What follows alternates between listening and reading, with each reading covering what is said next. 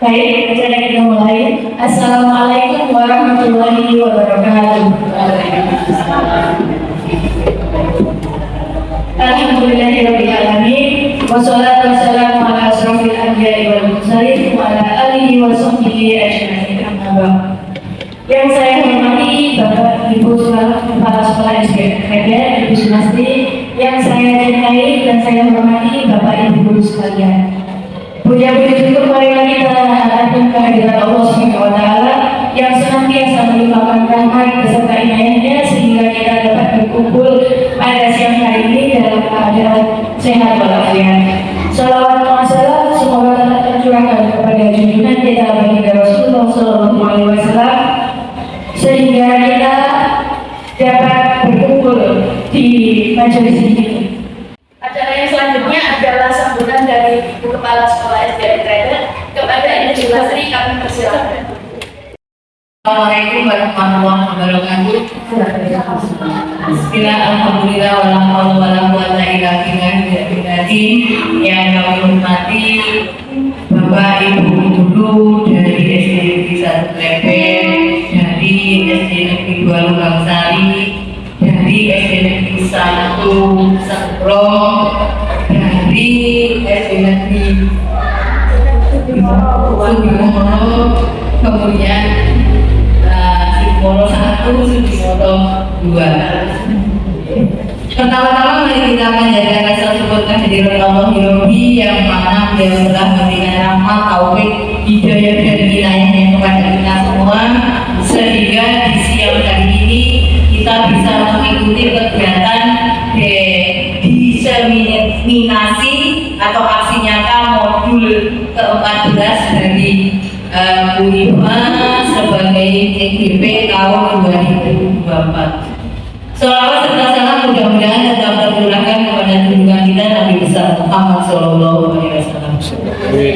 Bapak Ibu yang kami hormati, kali ini kita akan mengikuti penyampaian aksi nyata dari Bu Ipa sebagai CGP tahun 2024.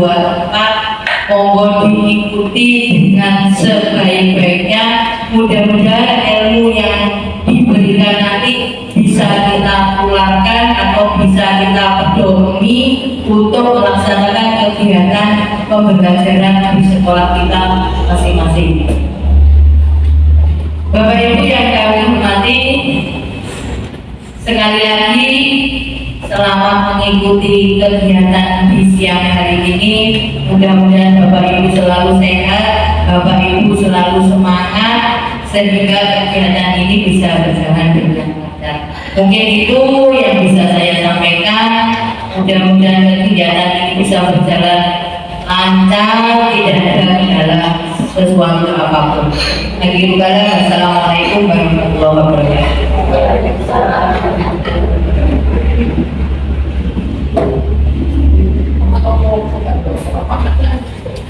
Baik, acara selanjutnya adalah presentasi yang akan dibawakan oleh Ibu Iva dengan materi yang disubstansi. Kepada beliau kami persilakan. Bapak Ibu, terima kasih. Assalamualaikum warahmatullahi wabarakatuh. Waalaikumsalam. Bismillahirrahmanirrahim. Wahlul 'uqdatam min lisani yafqahu qawli. Yang pertama, Ibu Kepala Sekolah Sendiri Sari Kebet, Ibu Wajah Somasi SPD, dan yang kami hormati dan kami banggakan teman-teman saya, Bapak Ibu Guru SDPP Sari. Pada kesempatan siang hari ini, izinkan saya Hikmatul Hanifah, ya. Saya menempuh CGP angkatan 11, dan di sini saya akan sedikit memberikan oleh-oleh pada aksi nyata saya di modul 1, yaitu tentang diseminasi. Sebelum ke materi, Bapak Ibu, saya ingin bertanya. Ada 4 pertanyaan di sini. Bapak Ibu tolong nanti menjawab ya, secara perhatian. Yang pertama, pemberian hukuman ini dapat mendisiplinkan siswa. Apakah itu betul atau bagaimana Bapak Ibu? Oke, ya. Yang kedua, pemberian hadiah ini bisa meningkatkan prestasi siswa.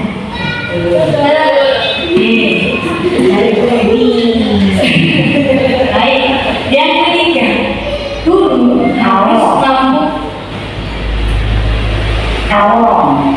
Yang ketiga, guru harus mampu memberikan solusi untuk setiap siswa yang bermasalah. Bagaimana Bapak Ibu? Oke. Yang keempat, guru di sini berperan sebagai teman bagi siswa. Betul? Kita akan bahas tuntas nanti di kegiatan destinasi siang hari ini. Nah, yang selanjutnya, apa itu budaya positif? Budaya positif adalah merupakan suatu perwujudan dari nilai-nilai atau keyakinan universal yang diterapkan di sekolah. Jadi Bapak Ibu, budaya positif itu suatu perwujudan keyakinan universal yang menyeluruh, yang nanti diterapkan di sekolah kita. Kegiatan budaya positif ini bisa dilakukan dengan mengetahui dan juga memahami keadaan yang ada di lingkungan sekolah itu.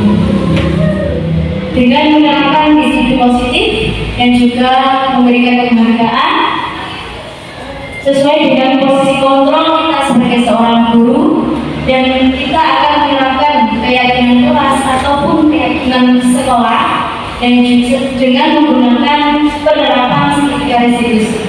Itu nih Bapak Ibu. Next, nah di sini ada beberapa konsep inti untuk menciptakan budaya positif.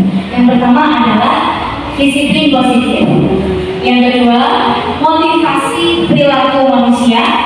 Yang ketiga, keyakinan kelas atau sekolah. Yang keempat, kebutuhan dasar manusia. Yang kelima, posisi kontrol sebagai seorang guru. Yang keenam, segitiga restitusi. Ini ada sebuah pergeseran paradigma dari Dr. William Glasser. Beliau mengatakan bahwa kita sebagai seorang guru itu mempunyai ilusi. Yang pertama, ilusi guru mengontrol murid. Yang kedua, ilusi bahwa semua muatan positif itu efektif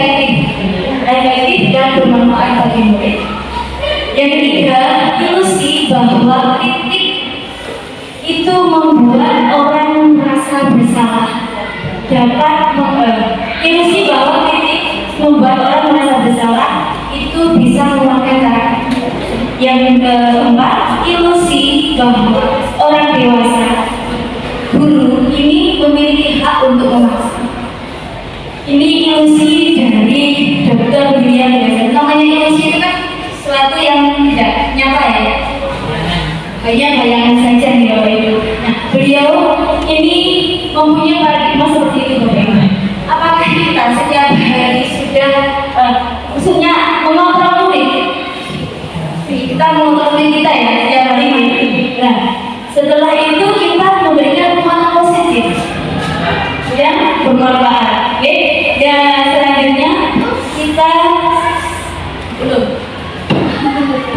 Selanjutnya membuat orang merasa bersalah. Misalkan murid kita ketika dia melakukan kesalahan seperti itu ya, kita di situ sebagai seorang guru, apa yang kita lakukan Bapak Ibu? Iya, memberikan jalan keluar, memberikan nasihat ya atas masalah yang dihadapi murid ya. Nah, di situ kita sebagai seorang guru selama ini memaksa, memiliki hak untuk memaksa murid kita. Maksudnya kita sebagai seorang guru itu kadang-kala memaksa murid kita untuk merasa merasa bersalah, memberikan merasa bersalah di Bapak Ibu. Nah, itu di kegiatan diskriminasi itu sangat tidak baik, suatu yang negatif Bapak Ibu ya. Next Bu, bagaimana seseorang bisa merubah dari paradigma stimulus respon kepada pendekatan teori kontrol? Stimulus respon realitas kebutuhan kita sama Bapak Ibu, tapi teori kontrol itu kita berbeda. Semua orang melihat hal yang sama, tapi teori kontrolnya apa? Setiap orang memiliki gambaran yang berbeda. Kita mencoba mengubah orang lain agar mempunyai pandangan yang sama dengan kita, tapi teori kontrol yang betul itu kita seharusnya memahami pandangan orang lain tentang dunia. Perilaku buruk dilihat sebagai suatu kesalahan. Teori kontrolnya apa? Semua perilaku itu memiliki tujuan ya Bapak Ibu ya.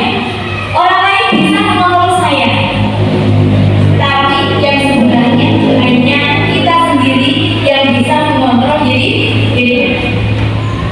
Saya bisa mengontrol orang lain, tapi sebenarnya kita tidak bisa mengontrol orang lain. Pemaksaan ada pada saat rujukan bergerak. Teori kontrolnya apa? Kolaborasi dan konsensus menciptakan pilihan-pilihan yang benar. Model berpikir menang. Teori kontrolnya model berpikir yang menang. Oke, next Bu.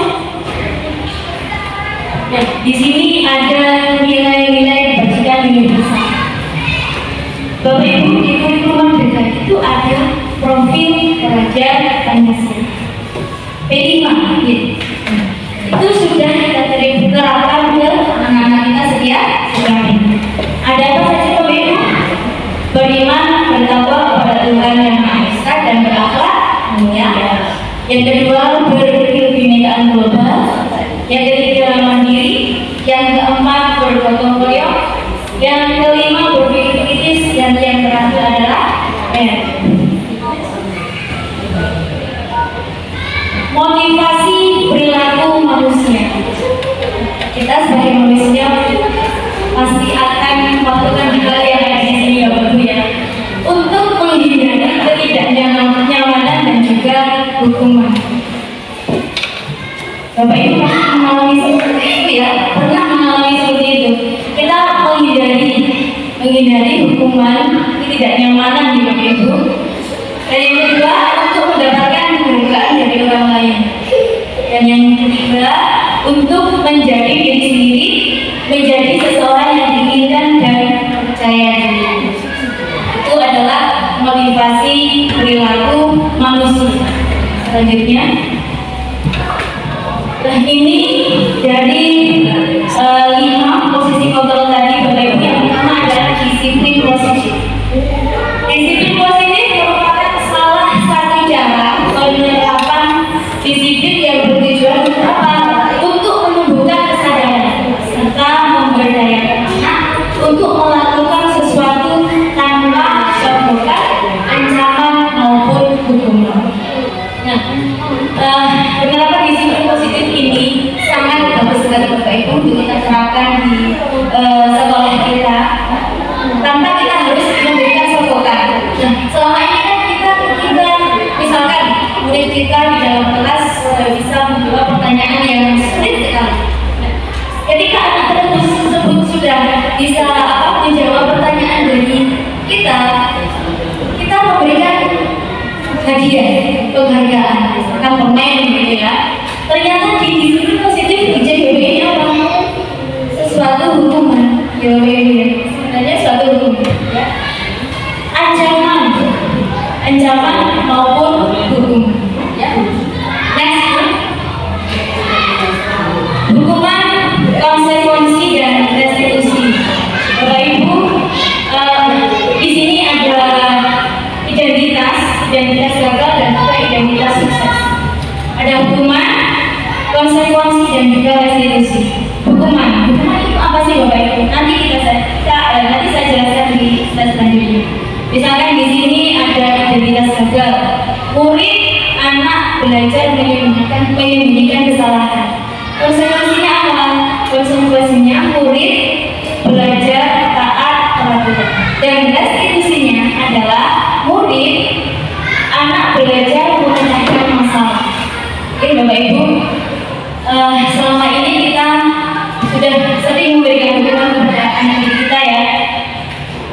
Tidak memberikan konsekuensi tapi sering memberikan hukuman. Nah di sini kita akan belajar restitusi. Restitusi ini nanti akan anak-anak nanti akan bisa memecahkan masalahnya sendiri. Oke Bapak Ibu. Next Bu. Berdasarkan bagian di atas, ada penjelasan tentang hukuman, konsekuensi dan juga restitusi. Hukuman itu adalah sesuatu yang tidak terencana, spontan Bapak. Misalkan anak kita terlambat sekolah, untuk mengikuti kegiatan misalkan upacara bendera. Dan di situ kita spontan memberikan hukuman. Nanti setelah kalau kamu melaksanakan kegiatan upacara bendera, silakan kamu keliling lapangan misalkan selama 5 kali. Nah itu adalah hukuman yang bersifat satu arah, bisa berupa hukuman fisik, psikis, atau kata-kata yang salah. Yang kedua adalah konsekuensi. Konsekuensi ini bersifat terencana, sudah disepakati. Bentuk konsekuensi ini dibuat oleh pihak guru atau sekolah. Nah, ini sama dengan tata tertib atau peraturan ya, peraturan yang ada di sekolah kita masing-masing Bapak Ibu. Yang selanjutnya adalah restitusi. Restitusi adalah proses menciptakan kondisi bagi murid untuk memperbaiki kesalahan mereka, sehingga nanti mereka itu bisa kembali pada kelompok mereka dengan karakter yang berbeda. Jadi Bapak Ibu, jadi beberapa masalah ya dari murid-murid kita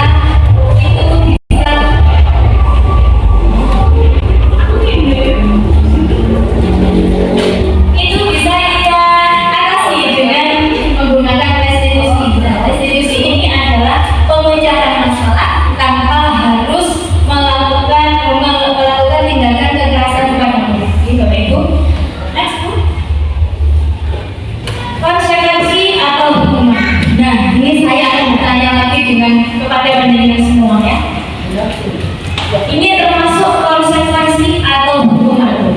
Yang pertama, mencatat 50 kali di dalam buku, yaitu kalimat saya tidak akan terlambat lagi. Karena anak ini terlambat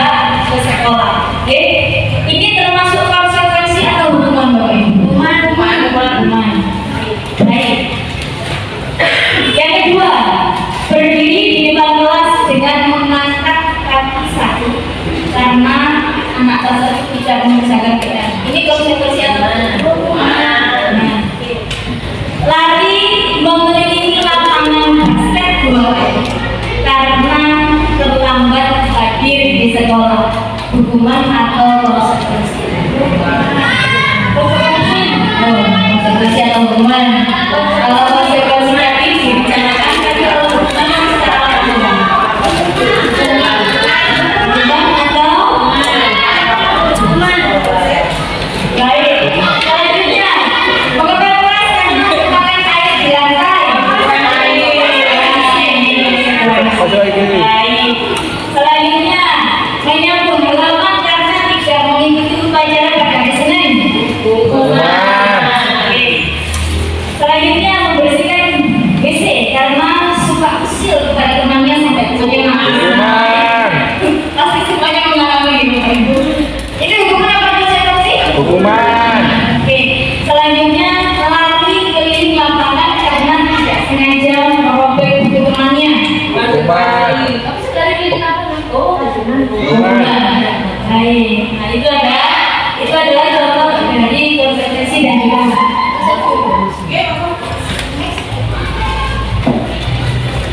ini adalah beberapa pengaruh dari kita memberikan hukuman kepada murid kita. Hukuman karena penghargaan.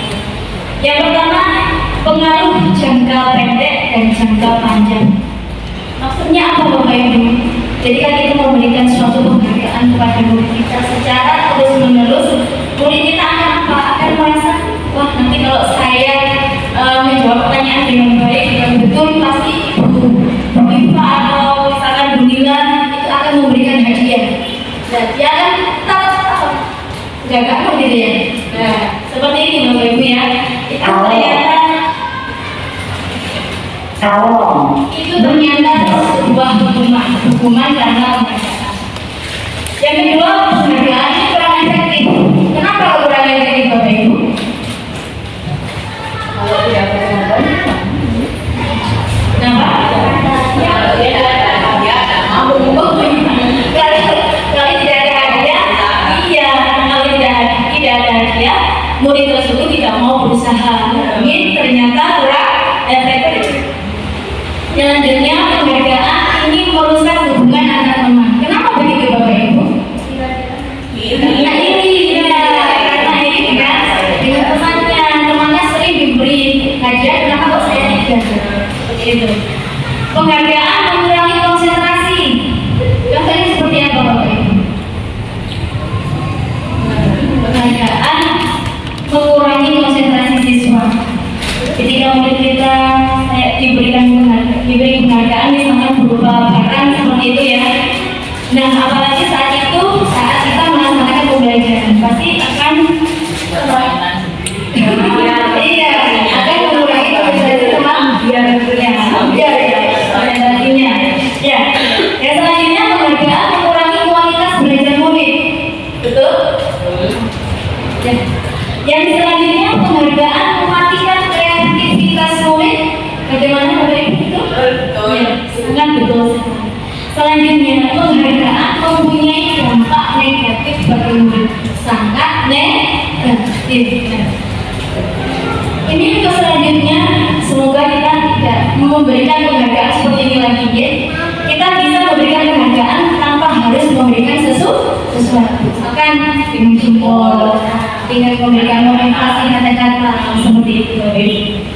Nah ini motivasi dalam diri atau intrinsik. Selanjutnya, mengapa kita harus membuat dan melakukan keyakinan keras?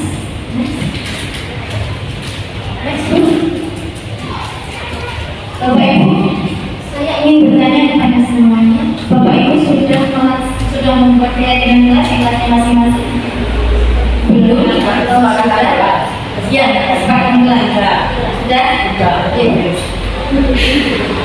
Baik, yang belum nanti ya, bareng-bareng sama saya. Sudah berdiskusi ya? Siap. Nah, di sini ada pertanyaan lagi Bapak Ibu ya. Mengapa kita memiliki peraturan tentang penggunaan helm pada saat mengendarai kendaraan roda 2 atau motor? Kenapa Bapak Ibu? Demi apa di sini? Keamanan. Keselamatan. Apalagi? Peraturan. Nah, yang betul itu adalah apa Bapak Ibu? Keselamatan. Ya. Yang kedua, mengapa kita memiliki peraturan tentang penggunaan masker dan mencuci tangan setiap saat? Untuk apa Bapak Ibu? Menjaga kesehatan. Terus apa lagi? Menjaga kebersihan. Apalagi Bapak Ibu? Anjuran pemerintah. Oke. Baik. Nah, kita mengapa harus memiliki peraturan tentang penggunaan masker itu untuk kesehatan? Itu ya. Next. Keyakinan kelas ini dibuat berdasarkan kesepakatan antara guru dan siswa. Nah, keyakinan kelas ini bersifat universal, menyeluruh. Peraturan ini biasanya dibuat oleh guru atau sekolah yang bersifat next. Nah, ini bagaimana cara membuat keyakinan kelas atau kesepakatan kelas? Prosedur pembentukan keyakinan sekolah atau kelas yang pertama. Ini kita memberikan kekuatan berpikir kepada siswa kita, kepada murid-murid kita, untuk mencurahkan ide tentang peraturan yang akan disepakati di kelas itu. Oke? Yang kedua, nanti kita mencatat semua masukan. Misalkan anak-anak memberikan masukan 10, ya kita catat 10 itu Bapak Ibu ya. Misalkan contohnya tidak boleh makan di dalam kelas dan selanjutnya ya. Ganti kalimat negatif menjadi kalimat positif. Jadi 10 masukan anak-anak tadi kita bisa membuat keyakinan.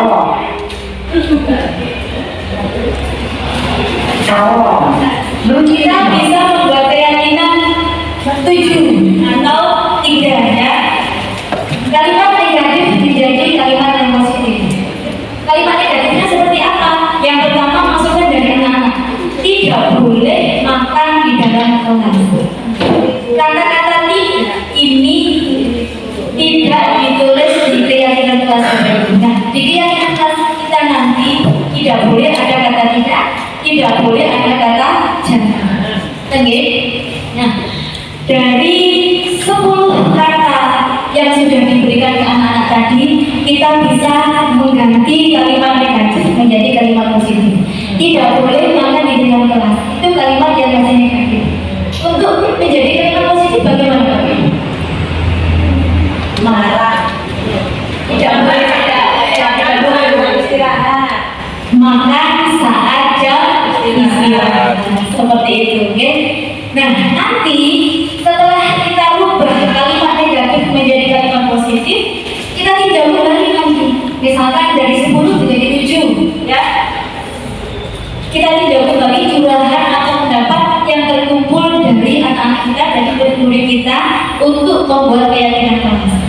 Nah, untuk meninjau ulang keyakinan kelas ini bisa dari 10 itu bisa menjadi 7 atau 3.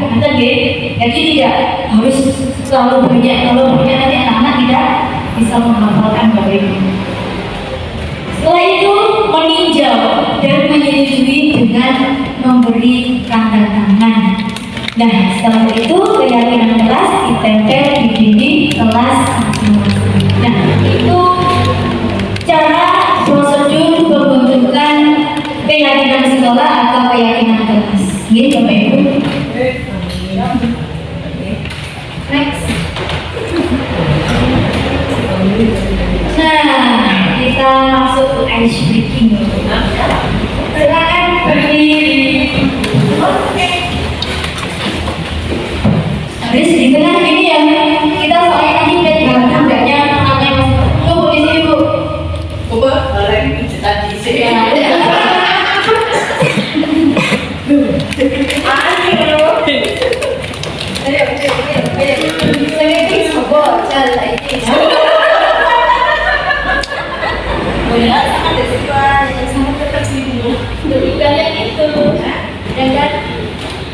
Video tadi loh dia. Yes, speaking.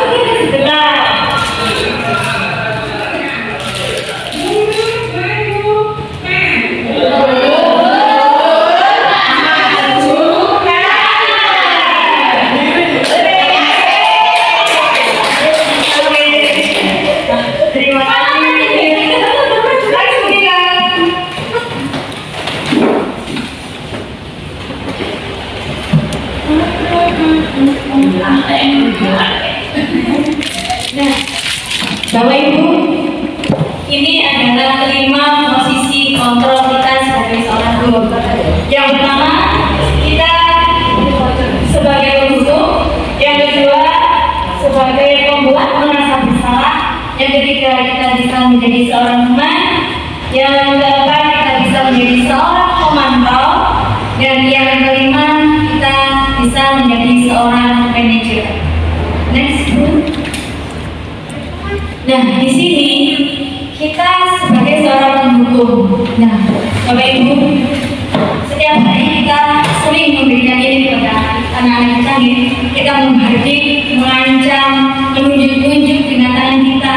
Bahkan kita bisa berkaca pinggang, membentak murid, atau dengan memberikan hukuman fisik atau verbal. Ini posisi kita sebagai seorang pemburu. Contohnya apa Bapak Ibu kepada anak akan menjadi seorang yang pendidik. Wah, tidak disukai oleh guru yang tidak. Nanti kita tidak disukai oleh apa? Oleh siapa? Oleh murid kita. Iya, karena kita sering memberikan hukuman berupa ancaman, ya, membentak murid, kita pukul, kita jewek. Itu sebenarnya tidak positif. Itu sesuatu yang negatif. Yang kedua, membuat merasa bersalah.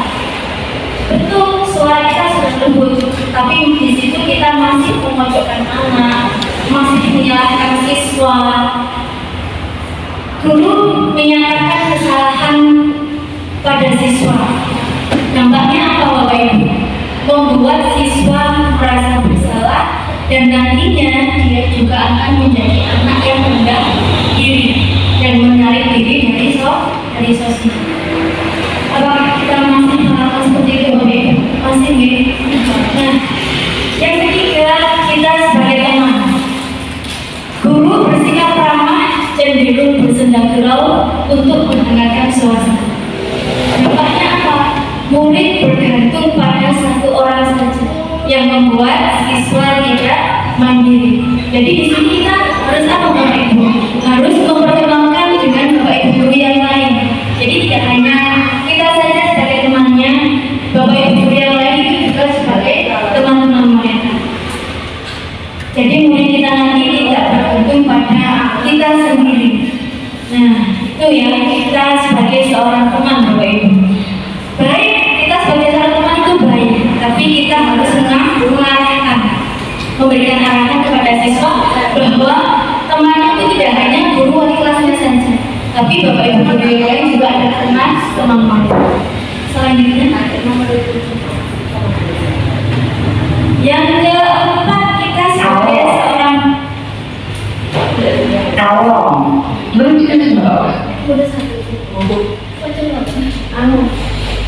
selanjutnya kita sebagai seorang pemantau. Nada bicara dan ekspresi yang datang, identitasnya kita berhasil.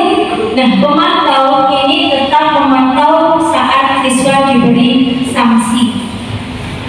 Dampaknya apa Bapak Ibu? Dampaknya anak nanti menghitung hadiah atau hukuman yang diberi tanpa melihat nilai kebajikan. Jadi dia merasa apa Bapak Ibu? Merasa diperhatikan, merasa bahwa oh kalau saya berbuat positif, saya menjawab pertanyaan dengan baik, itu ada hadiahnya, ada hitungannya, gitu Bapak Ibu ya. Nah, di sini anak akan tidak sepenuhnya menjadi anak yang mandiri. Dia akan tergantung. Dan yang terakhir adalah kita sebagai seorang manajer. Nah, ini posisi kita yang baik itu kita sebagai seorang manajer Bapak Ibu. Contohnya suara netral, tercipta identitas positif, dan di situ akan berhasil mengajukan pertanyaan yang bermakna. Di situ akan membantu siswa untuk memecahkan masalah. Dampaknya apa kalau kita sebagai seorang manajer Bapak Ibu?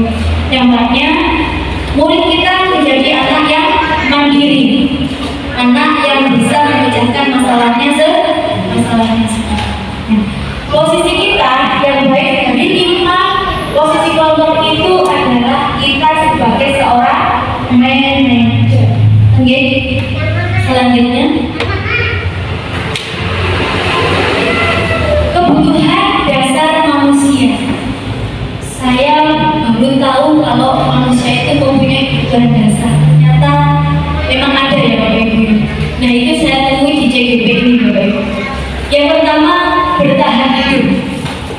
Yang kedua, kasih sayang dan rasa diterima. Yang ketiga adalah penguasaan, kebebasan, dan juga kesenangan. Kita pasti semuanya sudah melewati, sudah merasakan kebutuhan dasar manusia. Bagaimana cara kita bertahan hidup, bagaimana cara kita mendapatkan kasih sayang dan rasa diterima di lingkungan kita, baik itu di lingkungan rumah maupun di lingkungan sekolah. Kita dapat memberikan penguasaan, kita bisa memberikan kebebasan dan juga kesenangan. Okay. Next one. Nah, di sini Bapak Ibu, nanti penjelasan akan menjawab 4 pertanyaan ini lewat 5 kebutuhan dasar manusia itu tadi.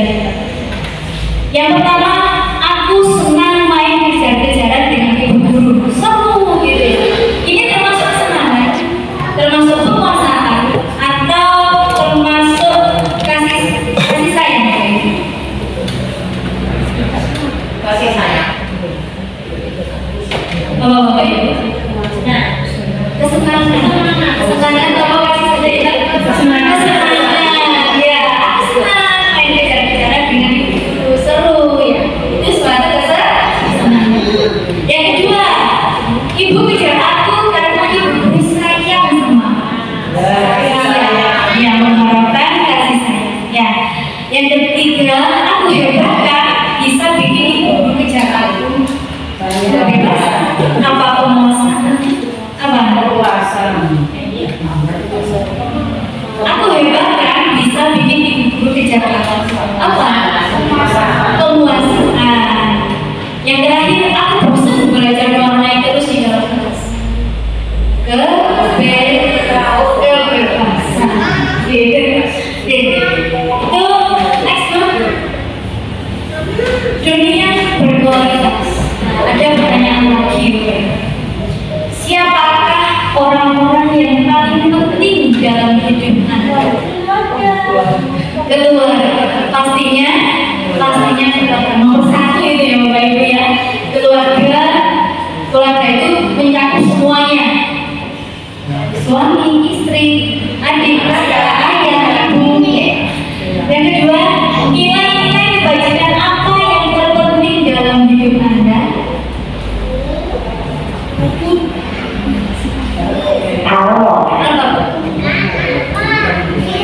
Ya, nilai kebajikan apa yang terpenting dalam hidup Anda, Bapak Ibu? Iya, bisa bermanfaat untuk orang lain. Ya. Nah, kalau kita menjadi orang yang ideal, karakter atau sifat apa yang kita inginkan pada diri kita? Apa Bapak Ibu? Karakter apa yang Anda, yang kita paling inginkan pada diri kita sendiri? Bertanggung jawab, setia,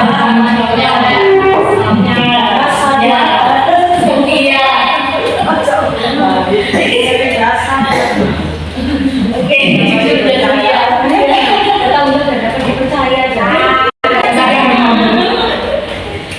yang keempat, apa pencapaian Anda yang Anda sangat banggakan? Jadi apa Bapak? Lulus PNS. Amin, lulus PNS katanya Mama. Apa lagi Bapak Ibu? Makasih atas supportnya. Jadi posisi. Lulus punya anak banyak. Hanya yang tiga pencapaian juga. Apa Bu? Punya anak tiga itu juga pencapaian ya? Luar biasa.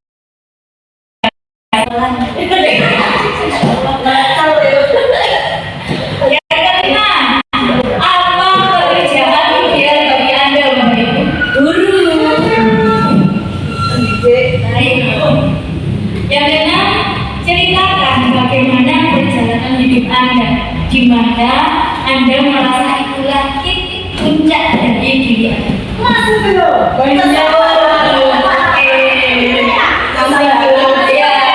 Masih proses. Ya. Kalau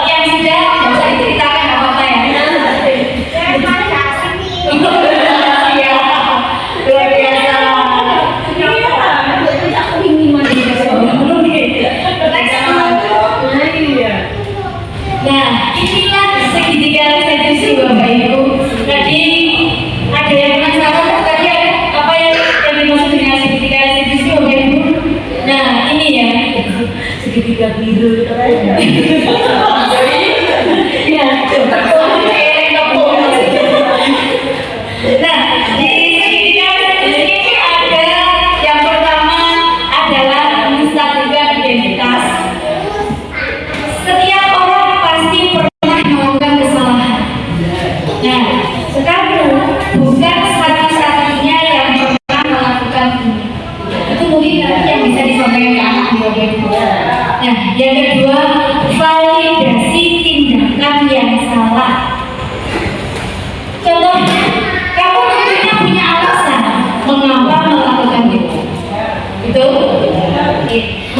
adakah cara yang lebih efektif untuk mendapatkan apa yang kamu butuhkan?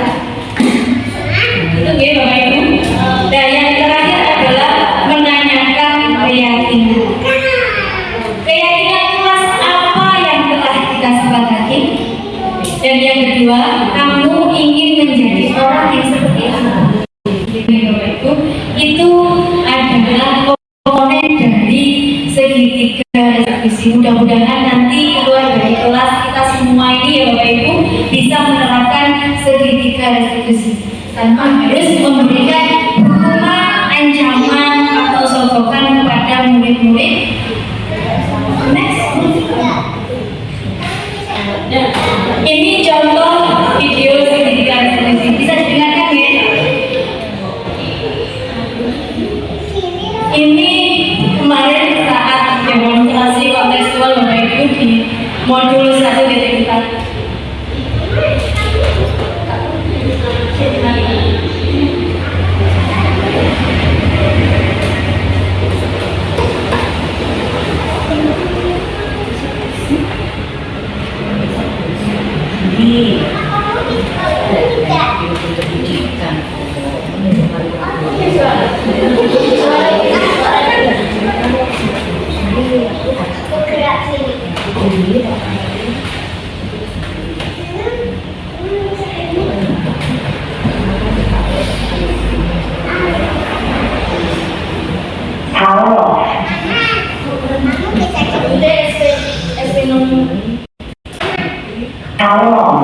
Bluetooth mode.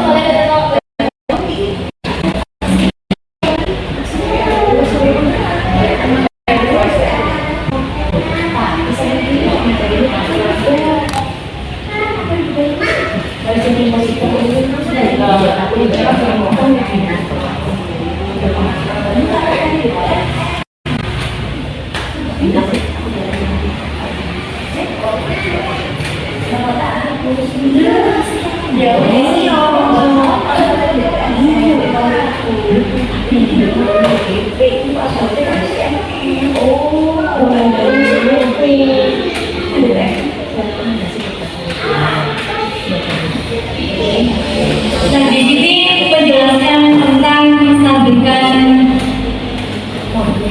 identitas Bapak Ibu. Kita tanyakan kepada murid kita permasalahannya apa.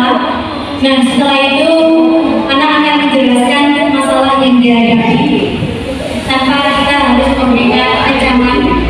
Dan yang kedua, kita akan melakukan validasi tindakan. Validasi tindakan itu untuk menguatkan murid agar dia tidak melakukan kesalahan lagi. Dan yang terakhir, guru berpesan kepada murid untuk tetap mengingat keyakinan kelas atau kesepakatan kelas yang sudah dibuat di kelasnya masing-masing. Kan gitu. Suaranya nggak jelas. Next, saya sampaikan untuk materi pada kesempatan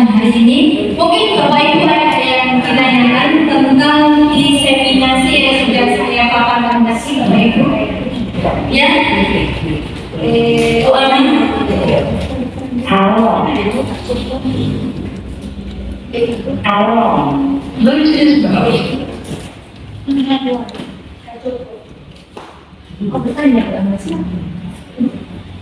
Terima kasih Bu Eva. Yang ingin saya tanyakan, tadi kan kita kan tidak boleh kasih penghargaan pada anak-anak. Dan saya itu sering sekali memberikan penghargaan kepada anak-anak.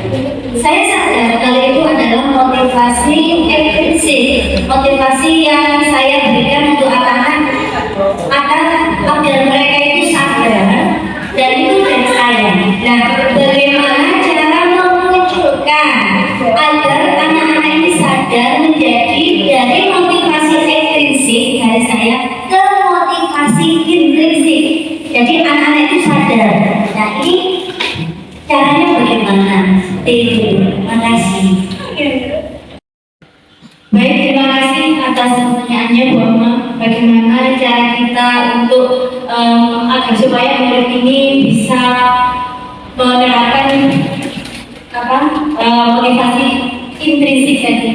Nah, yang pertama mungkin bisa mengurangi sedikit demi sedikit kita kurangi penghargaan yang berupa benda atau berupa penghargaan yang lain, gitu ya.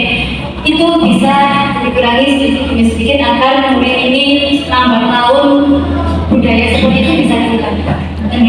Nah, bisa juga dengan kembali lagi ke keyakinan kelasnya masing-masing begitu ya. Jadi kesepakatan kelas atau keyakinan kelas yang sudah disusun oleh murid-murid kita itu bisa memotivasi mereka untuk tidak mengharapkan penghargaan dari Bapak Ibu. Mungkin seperti itu Bapak Ibu. Itu terima kasih Bu Amma. Mungkin ada pertanyaan lagi Bapak Ibu? Cukup sangat jelas sekali. Sampun ini. Sampun nggih. Cukup nggih. Baik, terima kasih Bapak Ibu. Mungkin itu yang bisa saya sampaikan pada kesempatan siang hari ini. Mohon maaf apabila ada kekurangan baik dalam ucapan maupun tingkah laku saya dalam menjelaskan tentang budaya positif pada kesempatan hari ini. Terima kasih atas perhatiannya. Mohon maaf sekali lagi. Saya akhiri. Wassalamualaikum warahmatullahi wabarakatuh.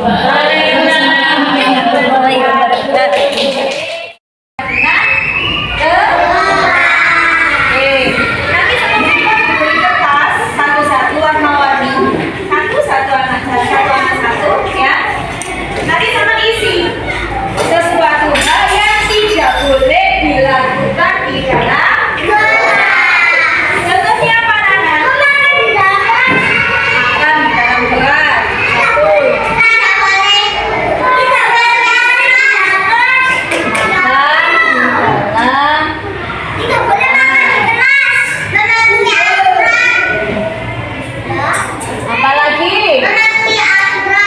yang tidak boleh dilakukan di dalam kelas. Tidak boleh membawa HP.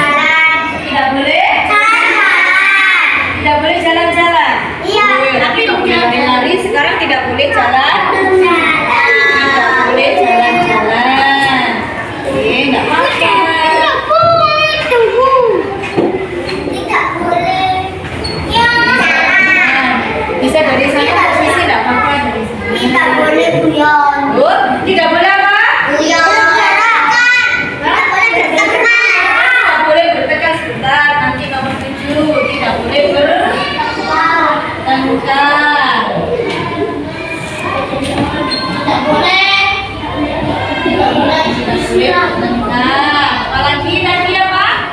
Tidak boleh memakai topi. Tidak boleh. Memakai topi di kelas. Tidak boleh bergurau tadi ya. Dan tidak boleh bersembarangan bersembarangan. Tidak boleh nyolong. Tidak boleh mencuri. Tidak boleh memakai topi di kelas. Tidak boleh mengambil punya temannya ya tadi ya. Pintar. Tidak boleh mengambil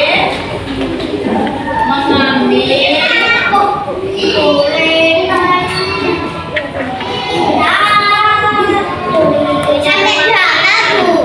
Tidak boleh mainan itu. Nanti cepet mati. satu lagi apa coba? Tidak boleh mainan itu. Tidak boleh mainan itu.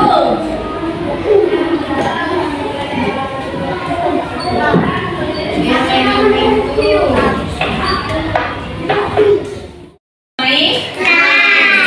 Nah, ya nomor 5. Tidak boleh jalan-jalan. Harusnya apa? Harusnya apa di dalam kelas? Harusnya apa di dalam kelas? Di kelas duduk. Di kelas? Duduk. Di kelas? Duduk. Di kelas duduk ya. Rapi. Di kelas duduk yang rapi. Salah.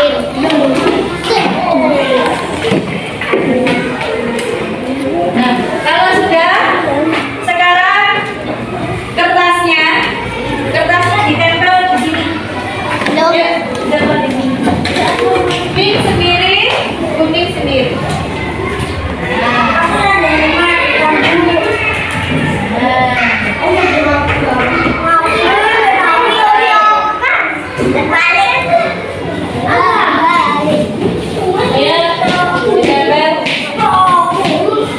Ya.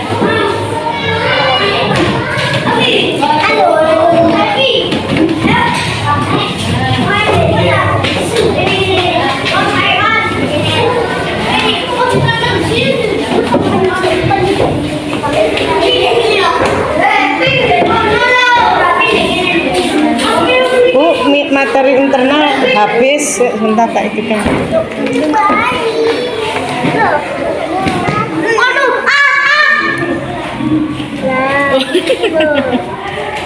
Ini penyesuaian aku di sini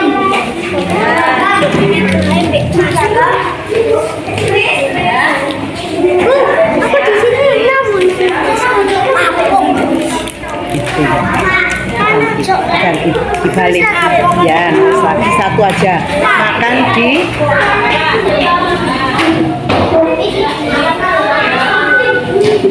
Vin nih lihat Bu Guru pegang HP lo ya, kesampaian lo di Bu Iva nanti, kesampaian lo di Bu Iva, Bu Guru tangannya lo.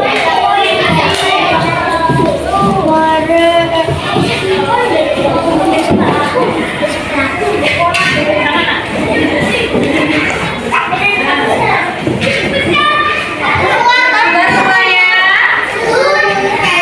Sudah ya? Nah. Oke. Kalau sudah sekarang coba Viva dikasih ini ya, kertas ya. Kita buat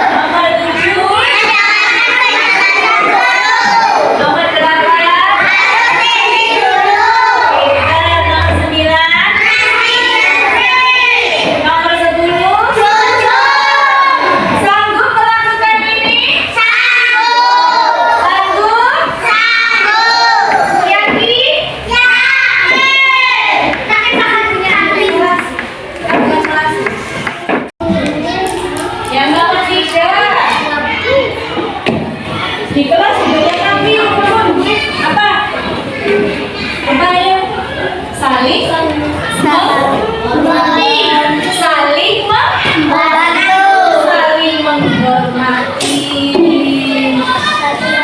Iya.